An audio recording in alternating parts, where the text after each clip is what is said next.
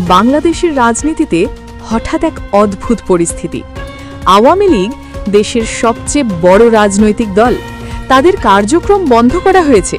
কিন্তু শুনুন, দলটা নিষিদ্ধ হয়নি, এমনকি রেজিস্ট্রেশনও বাতিল হয়নি।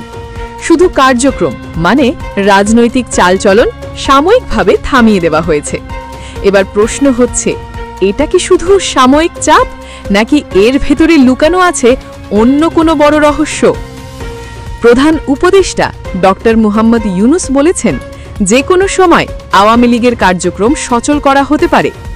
কিন্তু এখানেই রহস্য। যদি আবার কার্যক্রম চালু হয়, তাহলে কিভাবে হবে? তারা কি নির্বাচন করবে, নাকি শুধু ভোটার হিসেবেই থেকে যাবে, দলের প্রতীক ছাড়াই?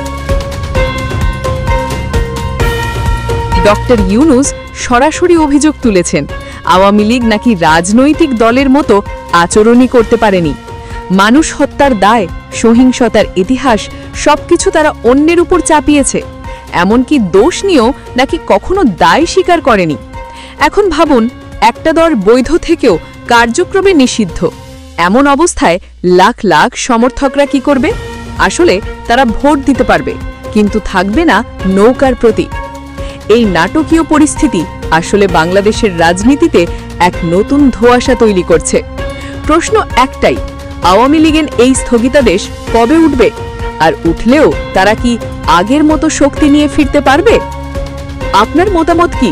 আওয়ামী লীগের এই স্থগিত রাজনীতি দেশের ভবিষ্যতে কি প্রভাব ফেলবে? কমেন্টে জানান। আর এমন চমকপ্রদ প্রতিবেদন পেতে সাবস্ক্রাইব করুন ইটিভি বাংলা নিউজ।